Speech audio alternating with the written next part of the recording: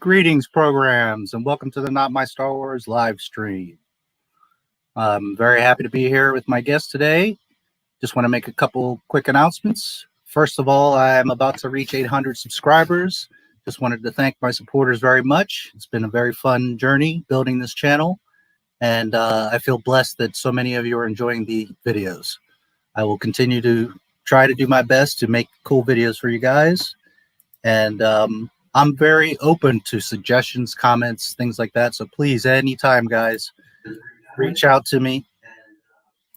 Tell me what's on your mind, what you would like, if there's something you don't like. But in general, I think I'm doing pretty good. So about 2 weeks ago, I did a live stream with Jane Theory. Shout out to Jane Theory. And I called it, What Does Star Wars Mean to Us? I thought it would be a cool topic for that day. Well, Jane and I had a really great time, and it occurred to me that I should be doing a series of these with different people, different fans, different people that have worked in the industry. Maybe even I can get some people from Lucasfilm, different people that I could potentially talk about Star Wars with and how has it impacted our lives. So I've decided to start a series. My next guest is episode number 2, and I will continue to do more episodes. I've already reached out to a few other people, and there's more episodes coming soon. I want to extend an open invitation. If you love Star Wars and you want to talk about it, by all means, reach out. You can reach me at notmystarwars1977 at Gmail. You can also find me on Twitter and all over its social media. And as long as you're going to be respectful to the stream and to Star Wars, I'm more than happy to have you on. I don't care if you're a Disney fan, that's fine. But again, just be mature, be respectful. I'm not going to yell at you. I'm not going to cuss at you. Come. It's an open forum. I'm inviting anyone that wants to respectfully have a conversation. It will always be one-on-one. While I like the bigger streams, it tends to be people talking over each other. So it will always be one-on-one. You need a minimum of an hour, because within an hour, you just aren't even going to begin to speak. And then the only other rule would be that you have to have some sort of media out there, a YouTube channel, a SoundCloud, somewhere where I can hear what you have done or what you're talking about, your tone, etc. Outside of that, it's open to whoever wants to come. And I encourage anyone that wants to come talk some Star Wars, especially if you're a George Lucas era person, come on and let's talk some Star Wars and discuss what Star Wars means to us. Okay, well, with that said, born in Karachi, Pakistan, Kamran Pasha migrated with his family to the United States at 3 years old. He was raised in Brooklyn, New York. At age 4, he saw his first and all-time favorite movie, The Ten Commandments, starring Charlton Heston. In 1996, Kamran attended Cornell Law School. Pasha graduated Dartmouth with a joint law business degree in 2000. Kamran briefly worked as an attorney at the New York law firm Paul Weiss, Rifkind, Wharton, and Garrison. He then moved to Los Angeles to pursue a career in filmmaking. His first television writing job was as a staff writer on UPN's remake the classic series, The Twilight Zone. Pasha spent 2 years as a writer and co-producer on Sleeper Cell. In 2007, he signed on as a producer on NBC's Bionic Woman. He later became a writer and producer on the NBC series Kings. Kamran wrote his first video game, Blood and Sand, for 50 Cent in 2008. Pasha wrote and directed the short film Miriam, which won the Gaia Award at the Moondance International Film Festival in August 2008. Miriam is a short, roughly 22-minute film, really cool film, smaller budget, but a very well-written, really cool film. I encourage you guys to go watch it. I very much enjoyed it. The link is in the description. For the past 19 years, Kamran has been a Hollywood screenwriter, director, and novelist. Kamran has also written for the CW series Nikita, Rain, and Roswell, New Mexico, as well as the Disney XD animated show Tron Uprising. Kamran is quoted as saying, "I've done screenwriting seminars at Columbia University of Chicago and other great schools.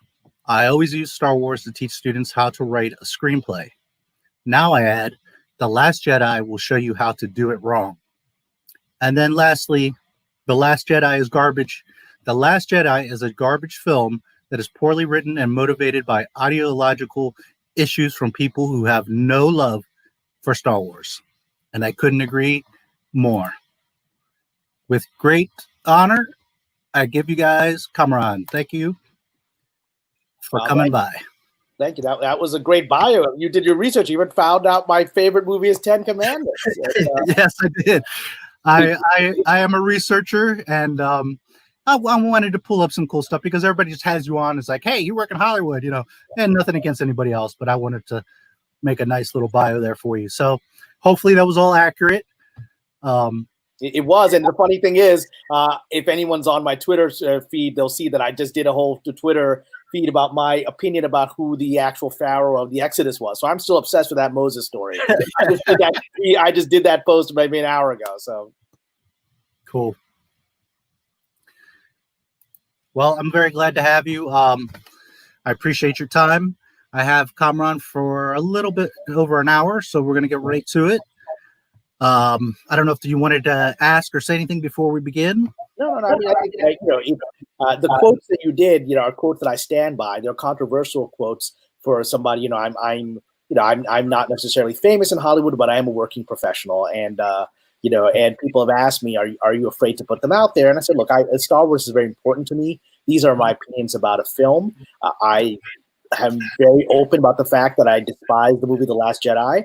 And I've been very critical about Rian Johnson, who is a professional colleague. I mean, I don't think he would consider himself us equals, but we're definitely both in Hollywood. We work, and it's always a little uncomfortable criticizing someone's work like that publicly.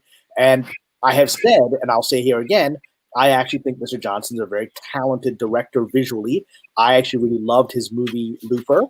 That's an opinion not everyone shares in the fandom minutes, but I really liked it, and so I had been excited that he was going to do The Last Jedi, and and the choices he made were his creative choices. I don't agree with them. I have very strong opinions about those choices and the culture that led to those kinds of choices, and I think that the film ultimately severely damaged something that's very important to me. And so I'm not afraid to say that, and and that's just the reality. Because I'm speaking from the heart of a lot of people in Hollywood have said that, but they're like, look, why would we burn professional bridges by talking about it openly? And I understand that. For me, Star Wars is such an important part of my personal life and my upbringing that I can't be neutral about it. I have to speak out, even if that makes me adversaries within my own industry. That's just the way it is. Yeah, no, I agree totally. That's part of why I started this channel. Was for years I have felt just abysmal about Star Wars, and then it just got to a point where I was like, I can't. I was very vocal on like Facebook and among my friends, and people I would come across in conversation, the grocery store, or whatever. But it got to a point where I was like, screw that. I'm making this YouTube channel, and I'm gonna, from a guy that has been a fan since '77, put out some knowledge, put out some facts, and really express myself, because I'm just tired of this garbage, this mess. It's really gotten crazy. I don't lose sleep over it, but it definitely, it's painful. It's hurtful. Well, there's a big difference. I did lose sleep over The Last Jedi. I couldn't sleep that night. First time I saw the movie, I was up very late, 4 or 5 a.m. in bed, unable to go to sleep, and filled with this grief and this feeling that the critique that I've had of where storytelling was going in my industry over the last, 2 decades that I've worked in it had finally culminated in this moment where something very important to me had been damaged. Yeah, no, and I mean, I won't say that I haven't lost any sleep. Certainly, a piece of my heart has been taken away. But when I say that, I mean, sometimes people think that a channel like mine, we spend all our day crying boo-hoo about Star Wars and Rian Johnson and Kathleen Kennedy. And no, we don't. We have lives and we do many other things. But I'm certainly going to speak up, and I'm certainly going to call out Disney and all their little Mickey Musketeers out there. Real quick, I agree Rian Johnson is a talented guy. He was not the person for Star Wars. He really screwed it up, and it's not just him; it's Kathleen and JJ and the whole Disney mess. But I do want to make a point here that while he's more successful, he's a lot less true to a franchise than you were, because the Tron Uprising is excellent, and The Last Jedi was just a disaster. Well, and I know you referenced You Call Everyone Programs, which comes right out of Tron, so thank you for doing that. Yes, well, I say that all the time on streams and in different things when I come in chats. I love Tron. So I was going to mention it later, but hopefully I can have you back sometime, and let's talk about the Tron movies and Tron Uprising. I would love to do that with you because Tron is one of my big favorites. Well, I'll speak with a heavy heart because, as I'm open about, I was fired from Tron Uprising. So, and because I had disagreements with Disney about what was being done, and that's probably damaged some of my perception of Disney since then. But it's heartbreaking for me because I actually cared about what we did there, and I'm proud that at least much of the show retained what I was trying to do. Yeah, no, absolutely. And again, hopefully I can have you back sometime. We could talk about it because I just absolutely love Tron, both movies, the video game, your stuff. So it'll be a fun time if we can get together sometime in the future. All right, so let's talk some Star Wars. Let's begin with, what was your first experience with Star Wars? Well, my first experience actually was not having seen the movies. My first experience was actually some of the comic book adaptation of Empire Strikes Back. Very specific, right? I remember, I grew up in and I've talked about it pretty open. I grew up in a pretty difficult family situation. A lot of things were going wrong for my family. There was a lot of poverty and problems, and just stuff wasn't working out. And that's why we didn't really go much to movies as a kid. It was just too much happening in our lives. And so, but I did. I don't remember how I got access to it. But there was this comic book adaptation of The Empire Strikes Back, which somehow got into my hands. Maybe somebody at school gave it to me. I don't remember. It must have been 4th grade or 5th grade. And I read it, and I was so blown away by the world. I hadn't seen the original Star Wars, and so my entire introduction to the mythology of it came through that comic adaptation. And it so pulled me in. And it's great because I've always been interested in religion. Even as a child, I've been interested in religion and mysticism. And so my first introduction was this comic book having Yoda discussing the Force and all the mystical depths of the Force. And so that pulled me in. And then eventually I started getting so obsessed with it. I went out and I was able to get some of the picture books of the movie. And finally, after having become obsessed with the picture books, these were basically those children's books that had photos, stills from the movie, and as they told the story, right? I did finally, at some point, was able to get a copy of Empire Strikes Back on video and was able to watch it, and it just blew me away. The first movie of Star Wars that I saw in the theater was Return of the Jedi, and because it's the first one I saw in the theater with my family, it has a very deep personal meaning for me. That there are people that say Empire is the best of the series. For me, Return of the Jedi is best of the series because it's the one, and this is purely subjective judgment, it's the one that I actually felt that thrill of sitting in a theater for the first time. I can still tell you when I was how my heart raced during the speeders in Endor. I mean, I had never seen anything like that. And as a little child, you're watching this, and the brilliance of George's camera work, and the trees are flying by you at this incredible speed, and the logs are coming at you, and the speeders are going around it. And I couldn't stop. I could barely breathe during that whole sequence, and I was so pulled in to this world.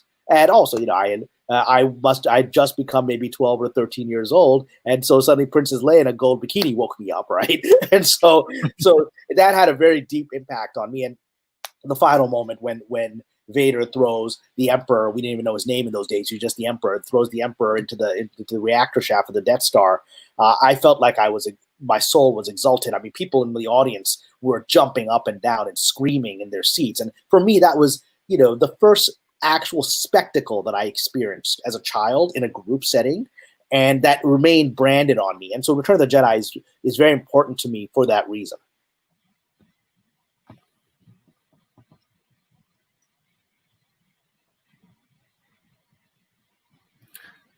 I lost you there at the very end. The last I heard. What did you lose?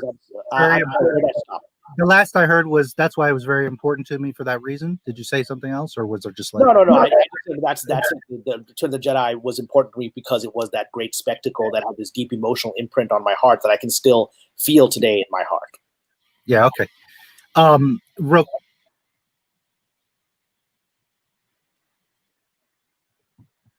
Yeah, I'm not sure if you're lagging or breaking up. Well, I'm not sure either. Your voice is cutting out, so I don't know what's happening, whether it's my end or yours. Let me see if I'm on a good. You know what? Let me do this. If we get disconnected, we'll come back in. I'm going to switch over to another internet option here. Hopefully, you'll do so without kicking me off. If I get kicked off, I'll come back in and we'll continue. But I think the one we're on is a little slow. So let me try. Go for it. In the meantime, hello, Neo Valentine. Thanks for coming in. I appreciate you coming to watch the stream. Hopefully a few more people will come in. My streams don't tend to get a whole lot of people while they're live. They get a bunch of replay views. So I appreciate you coming in. If you have any questions or comments, by all means, feel free. And as a matter of fact, if you don't mind commenting, do you hear me okay? Am I breaking up?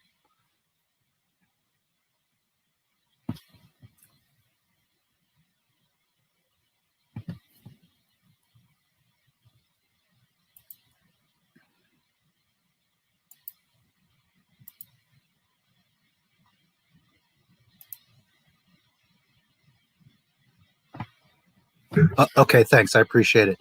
Kamran's coming back in now. Just 1 second. Okay. I hope All right, I apologize for that. I sometimes, my computer switches to a slower stream, maybe because the system gets overloaded, and that can cause problems. But I'm back with you now. No worries. Yeah, it was just you were kind of fading out there a little bit. So I was going to say that I agree. I think Jedi is the best one. It's my favorite Star Wars movie. I love them all. Empire is fantastic, and there's no argument that Empire was an amazing film. But I also think that a little bit of it is, the echo chamber. Like everybody says, Empire is the best, so I got to say it too.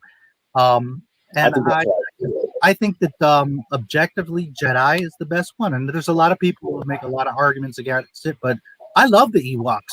I love them too. They're great. I don't know what the critique is. They're fun. They're broke. I mean, they're better than go ahead. Porgs or any of this other nonsense. And what's the reason the Ewoks work and why they're necessary for the final installment of that trilogy is that the point of this trilogy, and certainly the original trilogy, is that it's these little unimportant elements of the galaxy that have all the power, and they can come together and defeat the evil of the Emperor. It's unique. I mean, I actually think it would have been. There have been some earlier versions where I think that it was going to be on Kashyyyk, and it was going to be the Wookiees were going to be the ones that be attacked. That's not interesting because the Wookiees are powerful entities fighting stormtroopers. They're going to win. Little teddy bears taking on the Empire and beating it. That's Star Wars.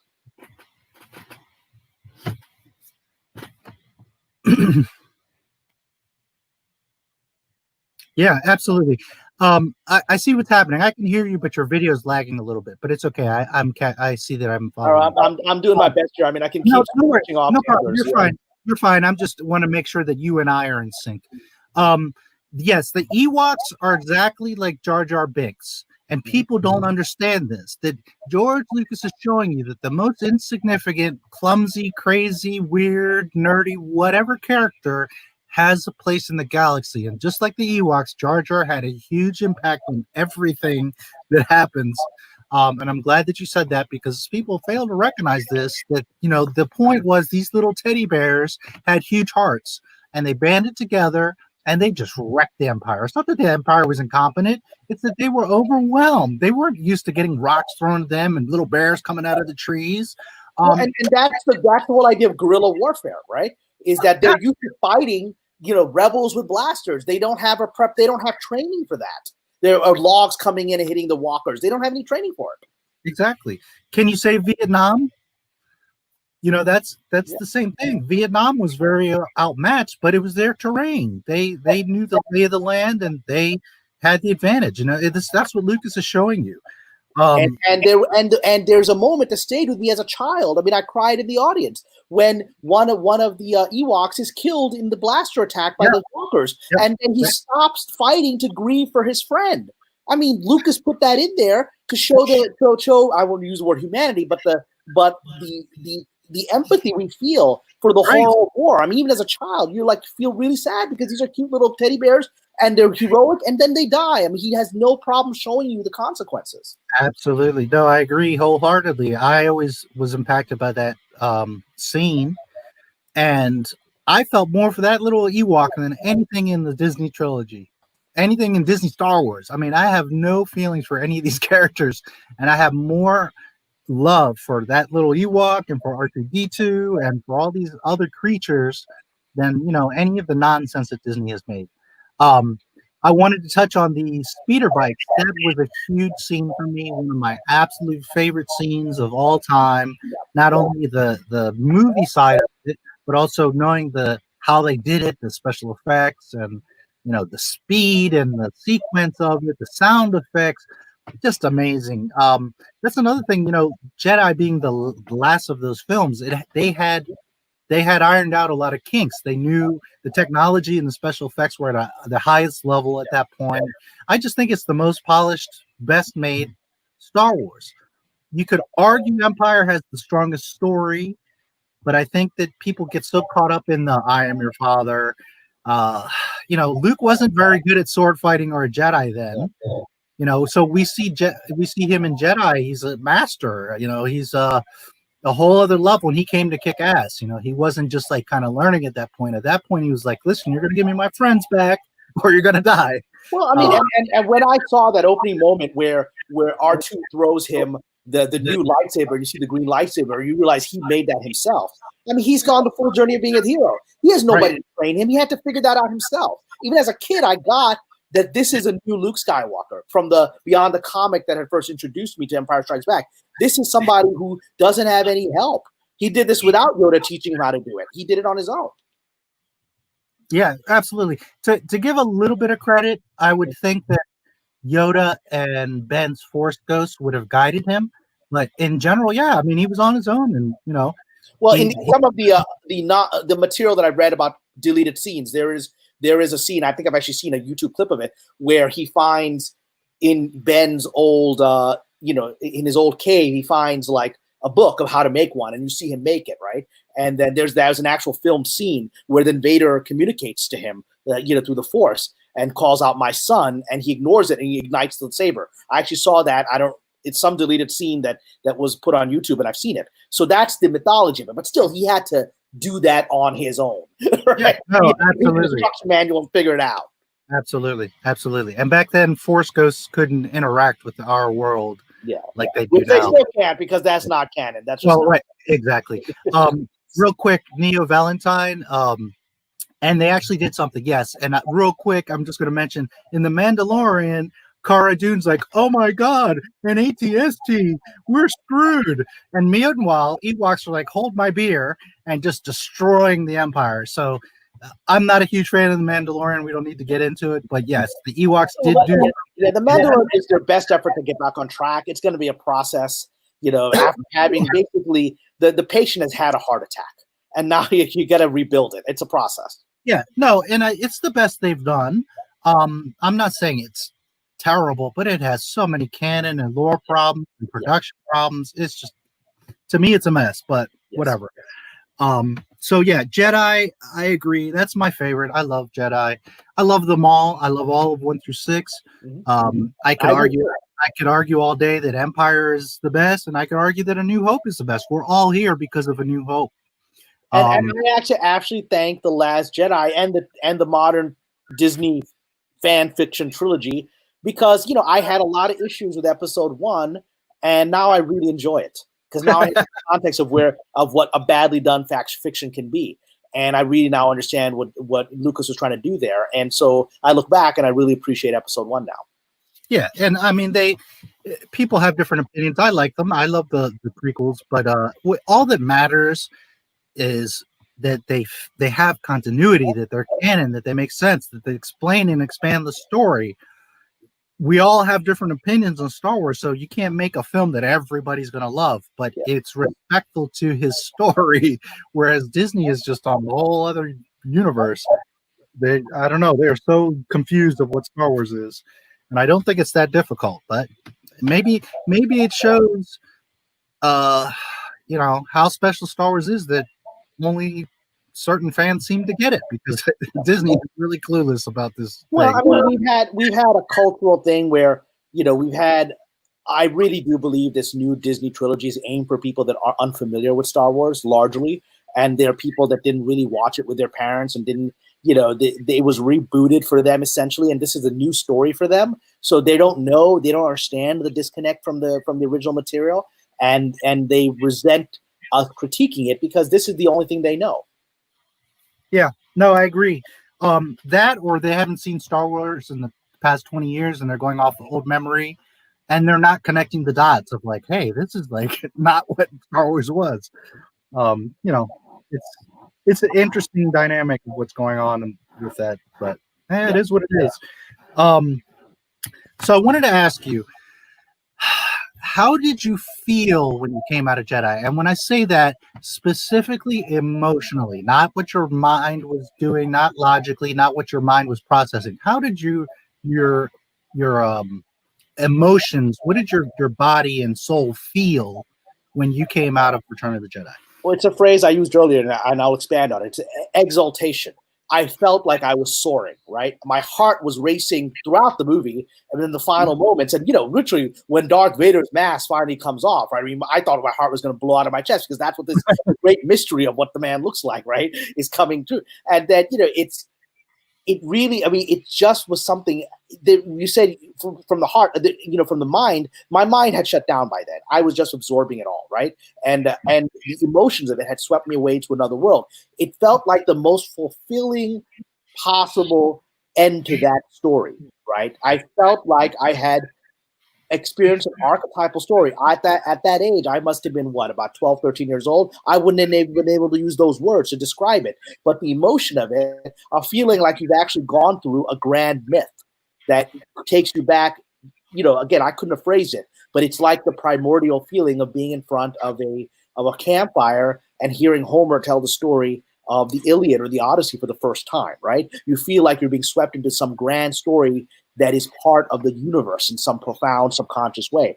And those were words I could not have said, but those were the instinctive feelings of it. I felt I had been taken to something greater than myself and had been fulfilled in that journey. And that's why when The Last Jedi happened, I felt it was an attack on that feeling of exaltation. That's why I couldn't sleep. It was as if someone had come, and I don't think it's a crazy analogy to say for a lot of us, Star Wars is kind of a religion, and I've talked about openly, I'm a religious person in my own religion, but it has that emotional element to it, of that kind of archetypal storytelling of a religion. And so it's almost as if some new church has taken over your religion and, corrupted it. And the feeling that someone is attacking your sense of the universe, that's the emotional reaction I have from The Last Jedi. Yeah, no, I wholeheartedly agree that, man, I felt the same. I was soaring. And yes, Star Wars is somewhat of a religion, and it's interesting. I was thinking about this earlier today, and it's so funny that you mention it. It's very much like religion. Like, different people view Star Wars in different ways. Like Christians and the Catholics and the Muslims and all these different factions of the Star Wars religion, let's say. So it's an interesting dynamic.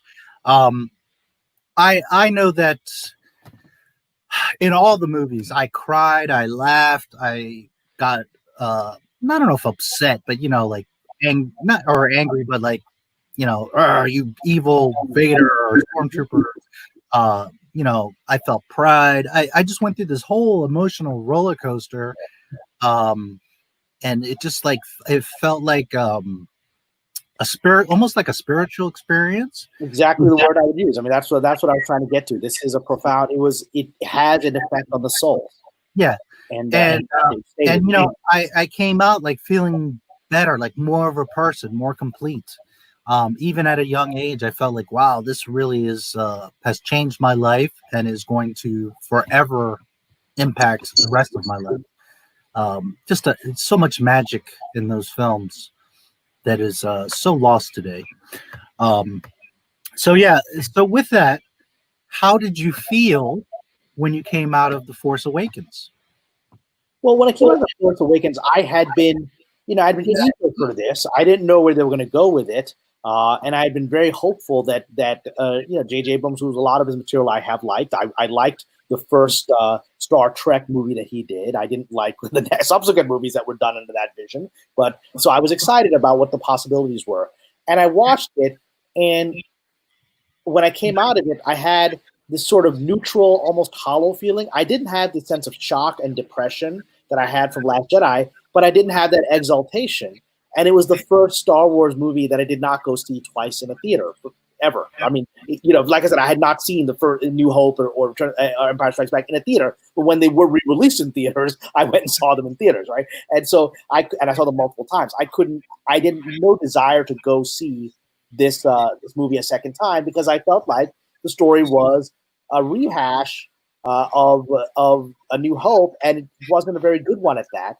And the other issue I had was there were problems in the lore that I could intuitively see were going to lead to some mistakes. I mean, the biggest problem, and I felt it when I was watching the movie, that moment when the Millennium Falcon jumps into Star Killer base through the shield. I said, if they can do that, what was the point of Return of the? Because Return of the Jedi is important to me. What was the point of Return of the Jedi? Of all those Bothans died to get the code, and then Han almost messes up the code, and you might have to get out of there. There's this tense moment with Vader, and I'll let them in, right? Let them land. I'll deal with them myself, right? And then go to all this thing. What's the point of any of that if you could just go through the shield at light speed? It doesn't make any sense. And watching it, I said, that doesn't make any sense. Contemporaneously, as I watched it, I had this weird feeling in my heart. That's a really dumb mistake. What are you doing here? Right? And then, it ended. I said, okay, that's fine. I let's see where they go with this. But I just didn't feel like seeing it again. And I noticed that as I walked out of the theater, the very neutral, sort of flat feeling, which wasn't what I expected. Yeah, no, absolutely. One of two things is happening. Either they are just so airheaded and don't know Star Wars at all that they're not even realizing the mistakes they're making, or they're literally very blatantly trying to erase the original trilogy. I think is the latter.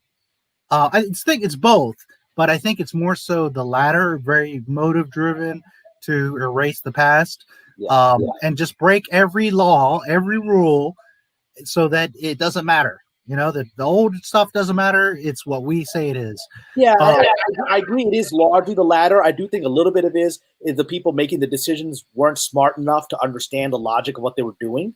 Absolutely. But I do think that I'm sure someone, I don't know if it's in that story group, because that story group, I don't know who these people are, but I don't know if someone in the process must have pointed out, hey man, is this a good idea to go through the shield? And probably said, screw it. We're making it up as we go along. This is the new Star Wars, right? So I'm sure somebody in the Lucasfilm world raised, if I could see the story problems as a fan, someone inside that company that had worked with Lucas should have said something. And I'm sure someone did. And they dismissed it. Yeah, no, somebody had to have said something. A lot of this is Dave Filoni's fault. I mean, he's supposed to know this stuff, and either he's not objecting to it or he's just missing it. And he's been caught where he has suggested stuff, and then people like Sam Witwer are like, dude, that won't work because of this. So there's been several times where Filoni, he does love Star Wars, and he knows trivia very well. But understanding Star Wars trivia, being able to tell me some random fact, doesn't mean you understand Star Wars, the movie, the films, the story, the lore. It just means you know trivial facts. Filoni knows trivia, but he doesn't really know Star Wars. And it's very apparent with Clone Wars and his input and part of The Mandalorian and the movies. He's partly responsible for Rey. He's partly responsible for Luke's destruction. He's partly responsible for a lot of this stuff that's going on. And I'm not here to bash Dave Filoni, but people need to be aware that he's not the great apprentice that everybody wanted to paint him as. He's just not. And before I forget, when I left The Force Awakens, and it's kind of eerie because we're echoing each other a lot here. Yeah. I literally felt nothing. I felt hollow, as you said. That's the word that I use. When people ask me, "What did you feel? What was that movie to you?" I just say hollow. That's how I felt. It was absolutely hollow. Like my insides were taken out, and my mind is racing, and I'm like, "Yep, Star Wars is done. That's it. It's gone." I stepped back and said, if Star Wars never existed, and this is the first installment, okay, it's a fun space movie, lasers and stuff, and there's no rules or canon or law. So, okay, this could be an interesting series of movies. But as someone that's been watching this stuff since 77, I'm just like, oh my God, what did they just do? This is like, where's Luke? If you're not going to use Luke, then why did you even show him at the last 30 seconds of the film? Like, what the hell are you guys doing here? Why didn't we see Luke, Han, and Leia? I mean, what is going on at Disney? And the screenwriter, the screenwriter who wrote that had said that he kept trying to make Luke appear earlier in the story, but then he would take it over, which should, as any professional screenwriter, should be the signal. Well, it's because he's the lead of this. Well, right. If it appears he's taking over the script, it's because he's the lead of this project, and it's got to be about that. It's the Luke Skywalker story. I mean, of course he's going to take it over. Yeah. And, what they really should have done, in my opinion, is make Episode 7 about Luke, Leia, and Han reuniting. Chewie, the droids, the big reunion. They establish what's going on in the galaxy. And then towards the end of the movie, they're introducing the new characters and introducing the new conflict. Then in the second movie, they should have, continued to build on that and then slowly passing the torch to the new characters and establishing and really character building the characters. And then in the third movie, okay, Rey can have her day and do her thing and she's the savior and I'm fine with all that. As long as they don't Mary Sue her like they did, but she could be the hero. But they really needed to take that journey of the old people getting their respect and then very respectfully them handing the torch over, not Kathleen stepping on and spitting on, the lore and the history of what Star Wars was. And a movie that actually did that, even though very few people watched the movie, I liked it, not everyone did, it was Dr. Sleep, which is a sequel to The Shining, right? And what I really liked about it was that it was incredibly respectful of in fact, you go back to flashes of the original Shining that were recreated by other actors, but and you watch Ewan McGregor plays the little boy from The Shining as an adult, and it's about him essentially passing on the torch to a young African-American girl who also has the shine, who can see things, right? Mm-hmm. But he is such an important part of the story. Ultimately, he passes on the torch. Had the movie been more successful, you can see that this could continue as a franchise of her learning to develop the Shining and dealing with the next generation of ghosts. But it was done so respectfully as a passing of a torch story, and his story was led to fulfillment. His journey from childhood to adult, dealing with these ghosts from the Overlook Hotel, is brought to a full conclusion in that one movie, in my opinion, in a satisfying way. He ultimately is the one that defeats the Overlook Hotel, and the child is his helper, and in the end is going to continue his legacy. And that's made that fulfilling for me, and a version of that you're suggesting for the new trilogy would have worked. Introduce Rey, introduce these characters. They are there to learn from that older generation. That older generation still has some stuff to clean up that it wasn't fully cleaned up in their journey. Clean up their journey, give them a fulfilling end, and then by the end of the third movie, you can easily see that these people are the new heroes, and you've watched them respectfully learn from your old heroes, and you're with them for the next 20 years. Yeah, absolutely. Had they done it right, we all would have respected Rey and Poe and Finn and fell in love with them, and they could have rode that cash cow and had new fans. But when you're going to just, step all over history, you can't expect us, to support it and to respect it. Without respect, we reject. And Disney just doesn't get it. They get it now because we lost money. Now they do. Yeah. Episode 7 should have had Luke as Grandmaster at his academy. If he wanted to make it about new characters, then the main characters could have been a student of his. Yes, exactly. to the T what I've been saying. Luke in Jedi was minimum a Jedi Master. We could argue if he was Grandmaster because he would have to have more years, and just like he's a Jedi Master. The moment he threw down his lightsaber, I mean, that's it. I mean, once he threw down the lightsaber, he's the master. He's done. Yeah, and when you have a green lightsaber, it means it signifies master. Jedis are monks, so they're like kung fu monks that you not only have to train physically and be amazing in martial arts or in a physical ability, but you also have to do a lot of meditation and be very wise. Like Yoda, that's why Yoda was a grandmaster, and only certain Jedi, Qui-Gon, would get to that level. So, yes, they should have shown him. He had become a grandmaster, very wise. He's like in the EU. He's reestablishing the Jedi Academy, and he could have had whether they brought in Mara Jade or what they wanted to do there. But he could have had new students, and Rey could have became one of those students, and they could have. Or they could have done the dumb backstory of the Last Jedi, which is Kylo Ren being corrupted. You can see the Academy in the first new movie, and you can see what happens. You got to know Ben Solo. Let's go with these new characters they made up: Ben Solo, Rey, blah blah blah. Throw them in that first movie. Give them an arc. I mean, one of the problems is you're starting. Ben Solo is already halfway through his arc in the first movie, right? So if you had given the story of Ben Solo being corrupted in the first movie, and by the end he's Kylo Ren and against Luke Skywalker, all right, I want to see what happens next. Let's come back to that movie. Well, and that could have been sort of the Empire Strikes Back reveal, is that in the first episode, Luke's training him, and then at the end of the movie, he's somewhat turns or drifts off, and then in the second movie, he's full out like, "Ha, I am your evil nephew," or son, or however they wanted to go with it, because it's really Ben Skywalker. There is no Ben Solo. I mean, they can't even get the damn names right, but whatever. I mean, at least the thing is in the EU versions, Ben Skywalker makes sense because Luke knew Obi-Wan as Ben. Leia doesn't know him as Ben. That's his nickname on Tatooine, and so that no one knows who he is. Leia so for her to name her son as Ben, she never heard that name. Yeah, and I mean, Leia's a wise and caring person, and I could see where she would respect Ben. I'm all for that.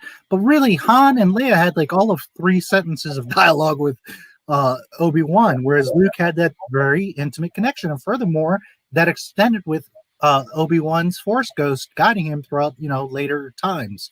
So it's just, the whole thing, it's like they just totally blanked out on what I really honestly sometimes feel like they've never watched the movies over there at Lucasfilm. Their own movies, they have not watched them. I know Ryan Johnson has. Probably true.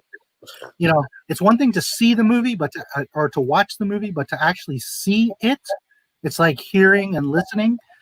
I don't think Ryan Johnson has actually seen a Star Wars movie. He's watched them, but he's never seen them. Well, I mean, that's the thing is Mr. Johnson put out a tweet, I think just yesterday, talking about how he sees the prequel trilogy as a story for children about fascism.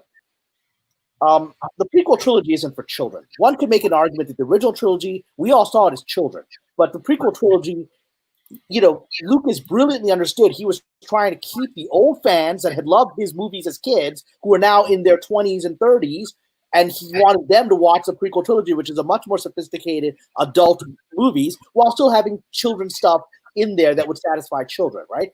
And so he found that balance. So when in the very first part of that tweet that Mr. Johnson put out, I was like, well, that's not true. And it's really a story, for me, there's many layers of the betrayal that are happening, but it's ultimately a story for me of the corruption of the Jedi, right? Isn't it? It's a story of the Jedi bringing this disaster upon themselves. Anakin is tragic because he's not totally wrong. When Anakin, his great sin, and you even see that in one of the original posters that Lucas put out for Episode 2, where you're first meeting Hayden Christensen as Anakin. The poster had Hayden as Anakin looking one way, and Padme, Natalie Portman, looking the other, and it said, a Jedi is forbidden only one thing, to love. That's tragic. To forbid a Jedi to love is going to set you up for disaster, right? And Lucas is saying that this is the implication of that one sheet is that this is wrong. That the fact that this rule is put on Anakin to deny him a chance to love is going to lead to disaster, right? And so I think Mr. Johnson doesn't understand what those movies, in my opinion. I mean, like you said, he's seen them, but they haven't gotten into his heart, in my opinion. Well, and it's even funnier because he says they're made for children. Yet Luke is drinking titty milk. Kylo Ren is mentally abusing Rey. It's just like, do you hear yourself, Ryan? Yeah, I mean, and I'm like, these movies are being made for. They're not being. The new trilogy isn't being made for children either. I mean, it's being made for basically psychologically abused teens and adults. I mean, who have really emotional issues that are identifying with these really messed up characters. Yes, and to be fair, at the core, Lucas did mean what he said. It was for 12-year-old boys. It's not to say that it's not for kids. He meant it in a sentiment of when he says for children, people I think take it too literal, like, oh, you have to be a little child. What he's saying is for the child in you, the kid in you, to explore and dream and enjoy this fantasy, this space opera. That's what Star Wars is. He didn't mean it like you have to be a 70-year-old child. He meant the sentiment of it. And obviously, it's like it's where Jesus says, you have to be a child to enter the kingdom of heaven. It's about rediscovering our innocence, which these new movies don't. They're not about innocence. Yeah, no, absolutely. And I think people all are constantly saying that, and it's like you truly don't get what Star Wars or George Lucas was saying, because he's not saying it's literally for a child. He's saying that it's for the young at heart, for you to be open to these things.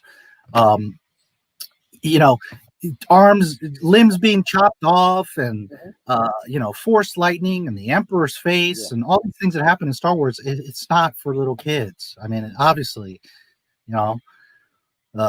it's just frustrating. Yes, you see but don't observe. Yep, absolutely. Thanks for stopping in, Hans Strang. Well, and it reflects the broader culture of where we are. I mean, the events we're seeing in the world today are, in my opinion, of people that are seeing things and not understanding them, and their reactions to those, to the world, reflect a lack of understanding of human nature and of history itself.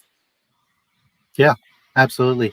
And yes, there was tons of politics, not too heavy, but enough that where, a small child isn't going to understand the Senate and all of that stuff. This is for someone that's a little bit older, that's going to have a little bit of understanding of the dynamics of life and world and government. Obviously a small child is not going to follow, how Palpatine manipulated and did all these things with the Senate and the politics of it. It's light. It's not so complicated. But yeah, absolutely. There's too much going on in Star Wars to say it's just a kid movie, because it really isn't. It's for the child at heart. And that's the thing, is that the people of this generation of the industry that I work in don't. It's because many of them have disconnected from the child at heart. There's a lot of very cynical people in the generation of screenwriters that I work with who come from a very bitter place about the world. They come from a very bitter place about anything beyond the material world. I'm a religious person, and I work in an industry where most people are proudly atheist, and they're very, they're very open about that. And I think there's, Hollywood in previous generations, whether they were religious or not, they understood that the audience was. And so people like Cecil B. DeMille are making the 10 Commandments because they understand that these archetypal stories work, and that's what the audience wants. It's moved by them.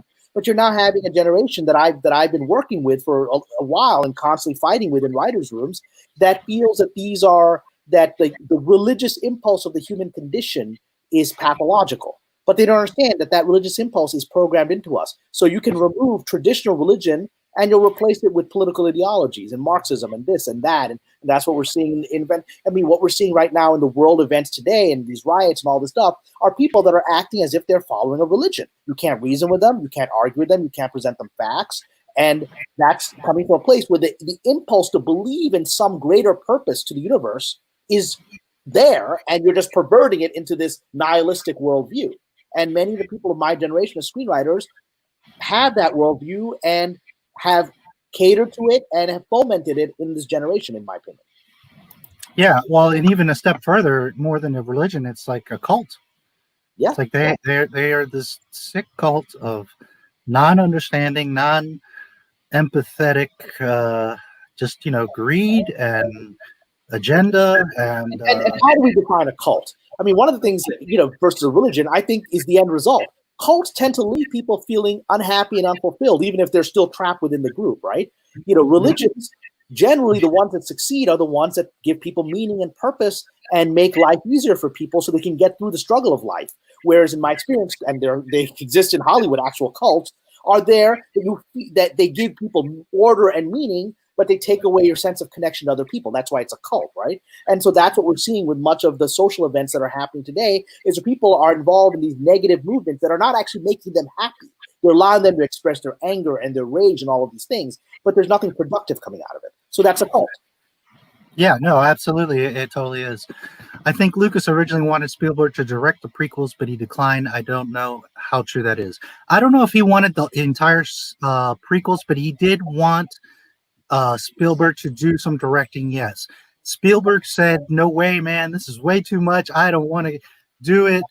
He was being pretty humble. Like, I can't do this. There's just no way. You're the man, Lucas, I can't do this.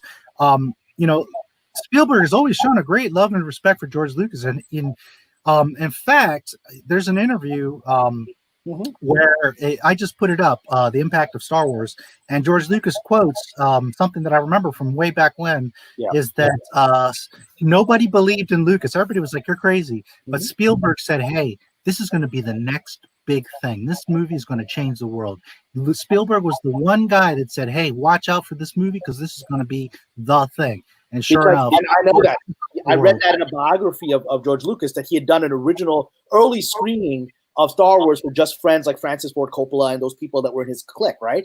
And Spielberg was there, and it wasn't a complete thing. They didn't have the special effects. We're not there yet. And in order to actually show the attack on the Death Star, he just spliced in scenes from like old World War I and World War II bomber pilots fighting, right? In order to give a sense of what that would be about. And so it was a little disjointed. It didn't make a lot of sense. And the special effects weren't there. The lightsabers were just sticks and people were hitting them with sticks. And people were like, what is this crap? And Spielberg got it. He got that this is an archetypal tale that is just a retelling of King Arthur, of the Odyssey, of all these stories. He got it instantly. And he said, I don't need the special effects. I don't need any of that. I know what he's trying to do here and it's going to work. Yeah, no, credit to Spielberg for being such a great filmmaker. He got it. He could see it. And nobody else could. To extend your comment, Hans Strong, I don't remember the specific scene right now, but in the prequels, Spielberg did direct a scene. I want to say it was something with Anakin. I can't remember specifically the scene right now. I'd have to look back. But there is a scene that is directed by Steven Spielberg in the prequels. It's just one short scene, but in fact, that's a little fun fact. He did direct a part of the prequels. Which, speaking on that and what we just now spoke on, I have a video called The Skywalker Legacy. It's almost 3 hours long, and it's all about that kind of stuff. Tons of behind the scenes and special effects and the making of and bloopers and all kinds of. I happen to think it's absolutely beautiful. I've had people say that it's better than any documentary that Disney could make, so I'm very flattered. So if any of you want to check that out, The Skywalker Legacy, it's one of my proudest pieces of work, and it's all about that kind of inside, behind-the-scenes type of stuff. Let's see. Jesus was against religion, which is why I follow him, but I believe you should have the freedom to choose what you want to believe, but Jesus is the way, the truth, and light. Okay, great. Thank you. Yeah, thanks.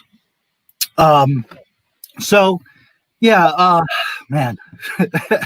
That's the thing with Star Wars. It's like time goes by so fast. I'm trying to think.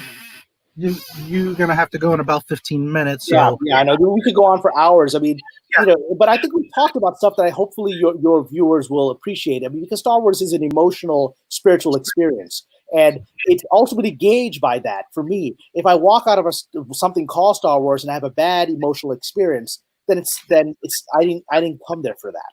And so you can walk out of Empire Strikes Back. You don't walk out of there with a bad feeling. You walk out of there with a sense of, oh my God, wonder. He's his father. Is that real? Is that not true? What's going to happen to Han Solo? I mean, your heart is racing for, I know the story isn't finished yet, and I need to know the answers now. And you're not feeling anything negative. You're feeling wonder and shock, but not anything negative. No, yeah, 1 through 6, you always left like wanting more and so intrigued and like, oh my god. Whereas now you saw these movies and you're like, what the hell did I just watch? Like, I don't know that I even want to watch this again. It's just such a contrast. Well, one of the tragedies is I actually was able to get a hold of Colin Trevorrow's script for Duel of the Fates. She read, and I really loved it. I thought it was the closest thing of anything we've seen here from Disney to trying to get back to the feeling of what Star Wars was. He did, and he was trying to balance the Disney fans, the Last Jedi fans, with the rest of us. And I personally think he found this very amazing, weird middle path of making the movie work. And I felt, reading it, I felt like this is written, the script is written by a Star Wars fan. For me, again, I don't know how you reacted to it. For me, it was a page turner. And I just was like, oh my God, what happened to, and then Rose Tico is this incredible character. And I was like, oh, let's get back to Rose. I want to go back to the Rose scene. What's happening with Rose? To me, he pulled off something that would have been magical had he been allowed to do it. Absolutely. Real quick, I love the old EU books, which enrich the films without being required homework. I agree, and I say this all the time. The difference with the EU is it expanded. You wanted more. Nowadays, you have to have books because you don't know what the fuck is going on. Nothing makes sense. So you have to read it, the book and the art book and the comic and the, blog post. And it's like all this stuff to even know what the hell is what. We didn't know anything. Why was Palpatine back? Then in the art book, they explained this. And then in the novels, they explained it differently. It's just a mess. Yeah. I'm glad you mentioned Duel of the Fates because that was something I wanted to touch on. And I wanted to ask your opinion since you've worked in Hollywood. Yeah. And maybe you don't have the answer, but I figured I'd throw it past you. What do you think is the status of that screenplay? Would that be copywritten by Disney? Would Trevorrow own it? Disney owns it because they paid him for it, so they own it. I won't reveal how I got the script. I do know this. It was leaked to multiple people because I know that, I was given the script by someone who's close to Mr. Trevorrow, who knows him personally. And I promised that person that I would preserve it. And then I suddenly saw the day after I was given that script, I suddenly see it popping up everywhere on different feeds from different people. So it was obvious to me that someone in Trevorrow's camp had leaked it to multiple sources, hoping someone would actually put it out there.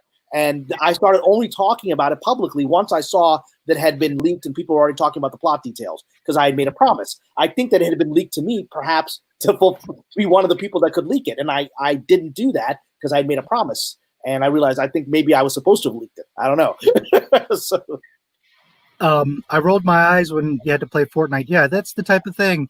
It's you have to do all this extra to understand what's going on. I won't say how I got the script either, but the internet is the place you can find all kinds of things. I'll say that. Let's just leave it. It's out there. I mean, the script is out there now. You can download it. It's out there, and it is I don't believe the Kennedy camp wants it out there. Thank you. No, obviously not. But I know from my own experience that this was leaked to multiple people, and it was done so as part of an agenda to maybe Mr. Trevor himself didn't do it, but I think people in his camp who wanted to preserve his reputation and his dignity, which took a major hit when he was fired from the movie, those people wanted to show the world, you have no idea what he tried to do. And at least I hope that legacy will remain that he tried. Yeah, no, I think that it was kind of a double-edged sword that they wanted, whoever leaked it wanted to give Trevorrow his props and for people to see that. And then two, to kind of stick it to Disney like, well, you guys don't want people to see this because we all know that this is better than the junk that you gave us. It's exactly right. It was a screw you type of action. And I enjoyed it because I was like, well, but that says what Lucasfilm is. I mean, Lucasfilm under George Lucas was incredibly unified. The people there viewed him as a visionary that they wanted to learn from. They viewed him as their Jedi master. No one was leaking crap from Star Wars. It was incredibly controlled environment because people really respected the material and wanted to save it and protect it from being leaked. And now here's people were leaking the plot things of the last couple of movies online because they were dissatisfied and they couldn't. And so they said, well, I'm just going to tell this blogger that, that the Rise of Skywalker has all this garbage in it. Now tell them that 3 months before it comes out to damage the film. I mean, that's what Lucas's film has become. Yeah, absolutely. Anyways, the reason I asked is because I've been considering not a fan film, but like a script read. Yeah. And I was going to reach out to different YouTube creators to play the different parts, and we do like a video, and it would have like artwork, and maybe we could get somebody to do little animations and kind of fan film play out the Duel of the Fates script. But I wasn't really sure like how the copyright would be there. Does Disney own it? I'm pretty sure Disney does own the copyright. I mean, in theory, they could come after anybody who's doing a public thing. But the thing is, it's out there, and I don't know that they're shutting those sites down. I believe Doomcock did do at least the first 20 or so pages reading it on his channel. So, I mean, I don't know that anyone is going after them. It's all about what battles the people want to fight and what battles you want to fight. Yeah. No, this is something I've been thinking about, like getting a bunch of different creators, to do the different voices and just kind of play it out. Nothing too elaborate because we don't have the budgets for it, and I don't want to make it like a year-long project. But find a handful of people to read out the script and make a fun story for everybody, and really show the script of what it could have been. I agree, it's great. Would I have maybe tweaked a little thing here or there? Sure, but in general, if that's what they would have gave me, wow, I would have been 1,000 times happier than what we got. Look, he was trapped. Before I say anything more, I want to thank Zach Seven, a big fan of King, great show with the Killer Cast. I was a producer on that show. I'm glad you liked it. I'm sorry that it didn't go further than one season, but it means a lot to me that you liked it. Very proud of that show. But to go back to Mr. Trevorrow's script, a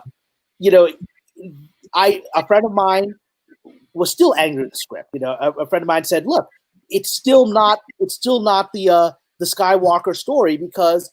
Rey in the Trevorrow script is not a Skywalker. She's not a Palpatine either. She has a third lineage, right? And they're like, well, this is not the Skywalker story to have Rey be the third. She should have been a Skywalker. And I absolutely understand that. But I also know this is the script that was written while Kathleen Kennedy is standing over his shoulder telling him what to do. Any version of the script that Mr. Trevorrow and his writing partner would have presented to her where Rey was a Skywalker would have been killed. He's being paid by the studio to do their job. And he did his job. I think he did the job that he was asked to do, which is somehow bring these two opposing camps into a reasonable meeting place, and they still fired him. Yeah. No, it seems like, Kaz and Trevorrow, all they got the Boba Fett, everyone that was making solid Star Wars progress, they just shut them down and said, nope, we're doing something different. It's really a shame. Had they just left these people to do it, this whole thing would have been so much better. Yeah. It is what it is. We're running out of time, so I wanted to ask you. You mentioned how, some of your colleagues have said, The Last Jedi was terrible, and through the third person that Favreau wasn't happy with The Last Jedi. So I wanted to ask you a similar question, but more so a more general question. What have your friends, contacts, colleagues said as far as like Lucasfilm and the entire Disney Star Wars fan fiction in general? How are people feeling about it? Are they more specific on just The Last Jedi, or do they think the whole thing is a mess? Or what's kind of the word behind the scenes with all of this? I mean, the consistent criticism I get from professional colleagues is The Last Jedi because, consistently people are like, this is a badly written movie. And, we've all gone through that process as screenwriters where we're being given notes by somebody who doesn't know what they're doing, but they're the ones that control the project. They have the money, and you got to do it. And then we look at that and we're all like, this story doesn't work, man. And the difference is many times we've all had to write scripts that don't work in order to take our paycheck, but we're not exactly proud of it. And Mr. Johnson is very proud of what he did with that movie. And so there's been a lot of like, well, man, I don't know what all these people are thinking. But the general feeling of people in amongst my colleagues is that the whole new Disney trilogy is largely mediocre. Even setting aside The Last Jedi, I haven't gotten anyone say to me they're excited by these films. I knew a writing team that was up for the job of writing the Boba Fett movie. Right, there was going to be a feature film, and they were actually, before it was announced that Boba Fett had been canceled as a film, they actually came and told me that day, we just got pulled. We just got told that it's over. It's being pulled as a result of all the chaos from. It was actually because of Solo, and then they started panicking when they realized Solo had failed. And so I knew from people in that level of the inner circle, and these are people that said to me, "Yeah, this is the current state of Lucasfilm is it's a disaster, and it's these people don't know what they're doing, and they're fighting each other, and it's leading to mediocre work." So there's a deep sense. Most writers of my generation are people like us that were deeply influenced as children by these movies, and they're important to us. Many of us became screenwriters because of it. I certainly did. Right, I would tell movies. I would make fan fiction stories as a child of entire movies of Luke Skywalker, and I would use my action figures to play them out. So I learned how to become a screenwriter as a child from these movies, and a lot of other people did too. So they are emotionally important to a lot of professionals. Just most people, look, we've all seen all the garbage in Hollywood. Keep your mouth shut. Eventually, Miss Kennedy's going to be on her way out. Maybe I can get a gig on the next, when somebody else takes over, like Mr. Favreau. And, for me, I've already accepted if I'm ever going to work on Star Wars, that's going to be the hand of God, because I've been very open about my critiques.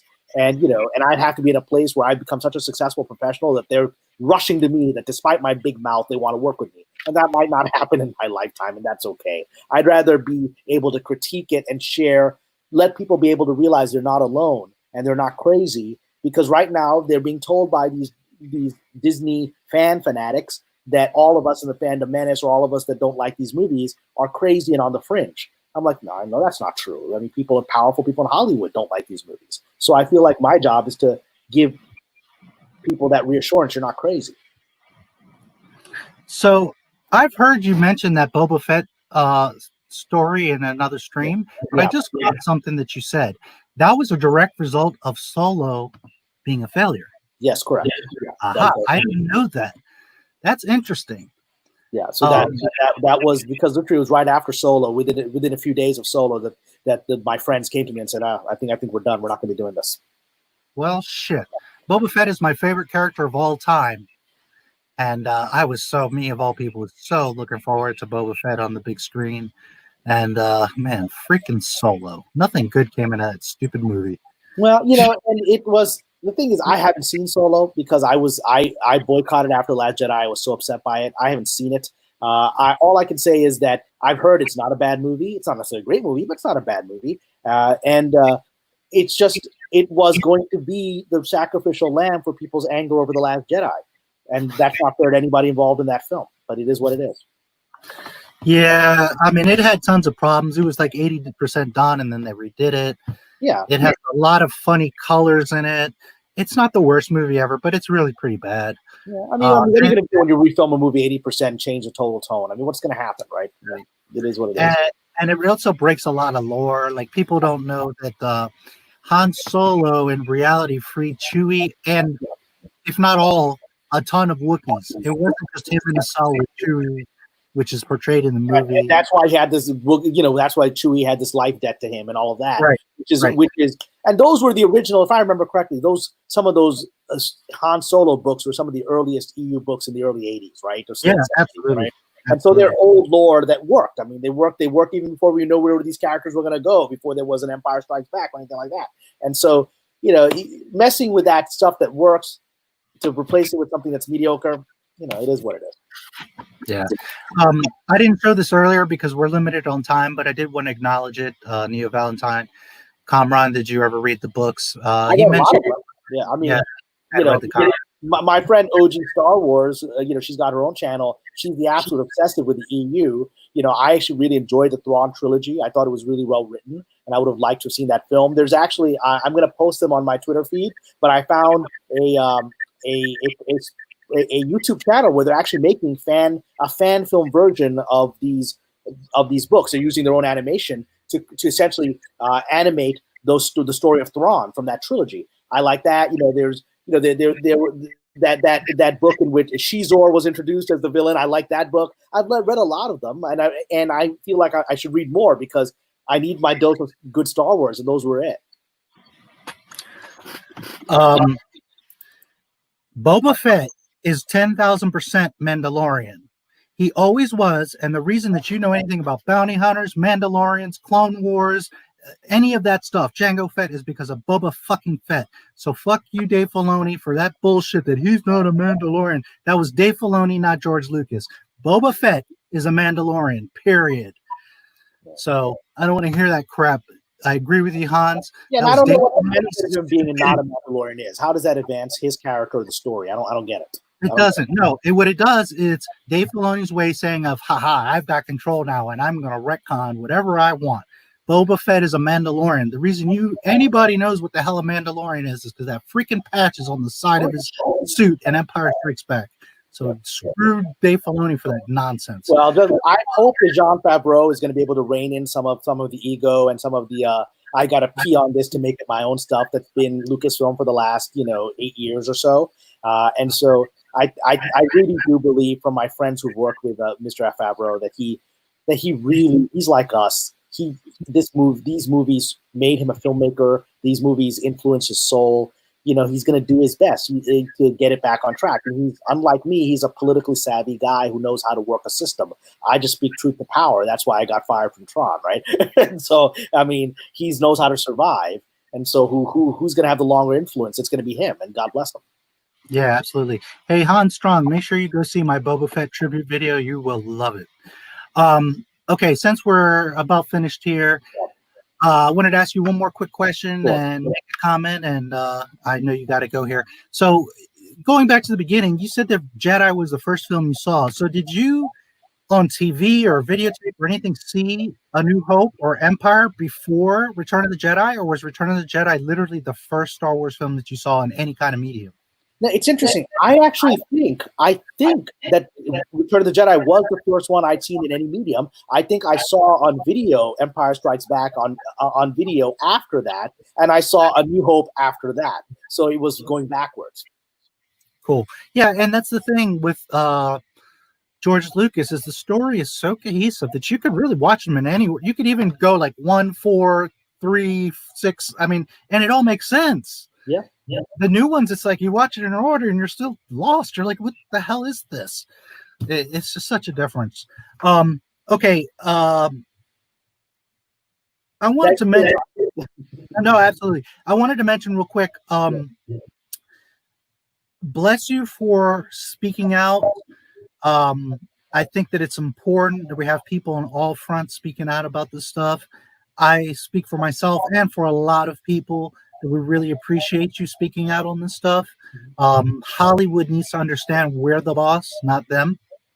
And this is some of the best ways that we can make them understand that. Also with your dollar in the stores, the toys, the movies, make them feel it. So I wanted to thank you for that. I think you're doing the right thing, which is the most important. Regardless of what people think, you have to speak what's true to you. And I, again, thank you for that. Remember, and you're well aware of it, but I'll say it, that you have perhaps closed certain doors, but you've opened others. Yes, I do believe that. I thank you for saying that. I'm not a big channel, but I am someone that knows Star Wars very, very well. And you got to meet me, you got to meet Geeks and Gamers, and a lot of other people. I know you're doing other streams. So, other things will come. You have the respect of a lot of people. We appreciate you. So I wanted to thank you for that. I also wanted to mention that you can't be the only one.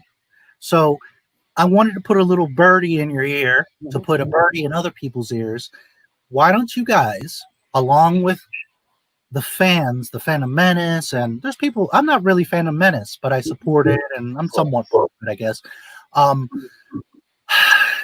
If we all came together, why can't we re-script this? Why can't we make our own, if not Hollywood, our own production company that is not woke, that is not politics, that is strictly stories, that is collaborative, that is respectful.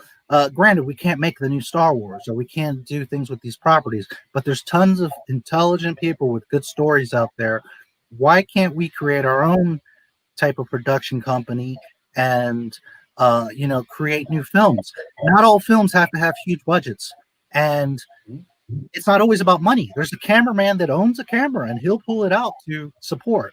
There's a gaffer that'll come out and do it to support. There's a costume designer that will sew and stitch to support. So while money is a big factor, one, we can raise money, and two, a lot of people for the pride and care of storytelling would probably come on board. So just wanted to put that little bug in your ear and maybe pass it on, like, hey guys, why aren't we doing this? We constantly have problems with Hollywood. So why not wipe out Hollywood and do our own thing? That's not to say we're going to make them go away. They're powerful. They're going to always be there. But that doesn't mean that we, as a loving fans, can't do our own things and tell our own stories and show them how to do it better. There's so many fan films out here that do it better than Disney is. So there's no reason why we can't come together and do that. So I just wanted to put that bug in your ear, pass it on. Anybody watching or listening, same thing. Think about it. Yeah, and I believe that the vision that you have is an achievable vision. It takes time. I mean, creating an alternative, a production world takes time because Hollywood has 100 years and has monopolized the talent and the resources. But I do believe the old system is breaking. And so there's opportunities for new things to come, and creative people that are being stifled within the current system and can't tell the stories they want to tell will inevitably find alternative means of expressing it. It's a process. And, day by day, the process continues. Like I said, I've seen these. I'm going to post them on my Twitter at some point shortly. These videos that are on YouTube I found that are recreating Tron trilogy of novels as an animated stuff. I mean, it blows me away. I mean, they're really good. And so it's happening. Yeah, no, and kind of going with what you said about George Lucas buying back Star Wars, and I've been saying this for a while myself. Disney and Hollywood is down right now. So to me, let's kick them in the nuts like they did us and make our own things. And please, George Lucas, you could buy it back for half the money, even if you hire someone else to run it for you. Get the property back and let's respect Star Wars. I've said it now for a couple of years that he will buy it back. That's just my belief, because Haim Saban bought back Power Rangers, at a massive profit. He sold Power Rangers as part of an overall deal for all of the projects for $3 billion to Disney. 10 years later, he bought back the property for $100 million, and he's making money on it, right? Yeah. And so he made a $2.9 billion profit off of Power Rangers, and he owns the process, and he's making money off of it. And Lucas is one of the smartest businessmen of the last 40 years in Hollywood. He knows what he's doing. If I'm thinking about buying it back, he certainly is. How he would do that or when he would do that in this stage of his life is to be seen. But I can't believe he's not thinking about it, and I can't believe that there isn't a plan for that. Because if I'm thinking about it, a guy with a few $1 billion in his bank account is thinking about it too for his life's legacy. Yeah, no, he has the money, he has the ability and the power to do it. I think he's just figuring out how to handle it, what to do, the right moment. And what the legacy is afterwards, right. And how do you do that? And I think, I think part of it is also for Kathleen Kennedy and Bob Iger to move on, because I don't think he's going to be able, the board's going to let him, the board won't sell to anyone until those two are out of the picture for their own political, purposes. But those two are out of the picture in a few months. So. Yeah, and for anyone that doesn't follow this stuff, because I follow it very closely, Disney in the past 3 months has taken out over $20 billion in loans. Yeah. Okay. So Disney's they're really bad right now. They are really hurting, and I could see Lucas come in and say, "Hey, I'll give you guys $1-2 billion," and they really can't refuse with all the mess and the flack. It's not even a loss leader. It's just a loss. Everything they're doing in Star Wars is making them, the park is losing money. Everything is making them, they're not earning their money back. And so it doesn't make financial sense to keep this dead weight inside their system. Yeah, and thinking long term, they're losing fans. People are turning on them, calling out Disney. It's just hurting their image and everything. Yeah, they should just focus on the Lion King and all the stuff they know how to do. Just focus on that. Yep, no, agreed. Lucas needs to get it back and very carefully put someone in charge. That's what I always thought is, why did you sell it? Just step away from it, but control it. Who knows what happened behind those closed scenes? Because reading Lucas's biographies, he was afraid that this outcome is what would happen with Star Wars. That's why once he had the money from the toy sales of the first movie, he financed the other two from himself. Because he said back in the 70s and early 80s that I don't want studio interference to dumb down my vision. He said that 40 years ago. He always knew what was going to happen. The fact that he sold it, there's a story there that we may never hear. It's not, in my opinion, just about him being upset that some of the fans didn't like the prequels. There's some political. there's some political stuff happened there. Who knows what it was that made him feel compelled to hand it over to Disney? I don't know what it was. I have suspicions, but I'm not going to say them. And so, you know, there's a lot of shady stuff that happens behind when it comes to billions of dollars of business and a lot of leverage people use against each other. And but he's now got the leverage back. Yeah. And, you know, it could be a lot of things by all means. But, you know, also to be fair, he needed a break. I mean, for the past 40 years, he couldn't go anywhere without everybody Well, being the problem is he didn't get a break. He ended up having his heart broken, you know, as a result, right? And so now he's more invested in Star Wars than he was 15 years ago. Yeah, absolutely. So I do have to run now. So I thank you for the time that you've given me, and I hope this was of value to your viewers. Yeah, thanks, Zach. We both appreciate it. Yeah. Kamran, thank you so much. Please come back. I would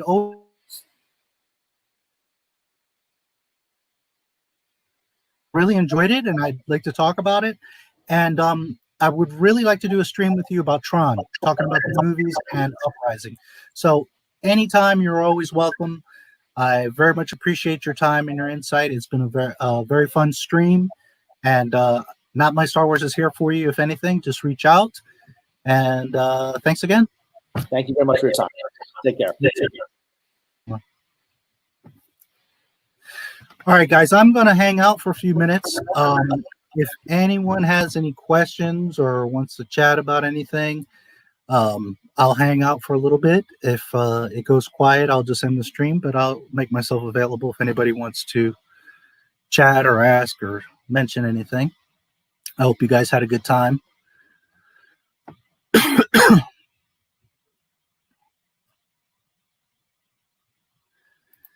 Yes, money takes a lot of money, but you know, again, love and hearts and determination can do a lot. Not everything's about money.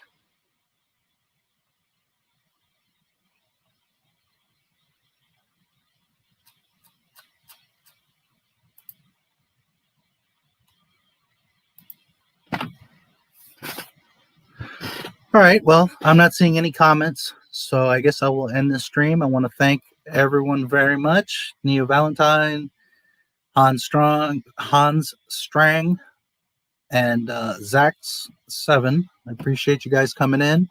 Neo, I assume that's Valentine. Maybe it's Valentine. But thanks again for your comments, guys, and for participating and for stopping in.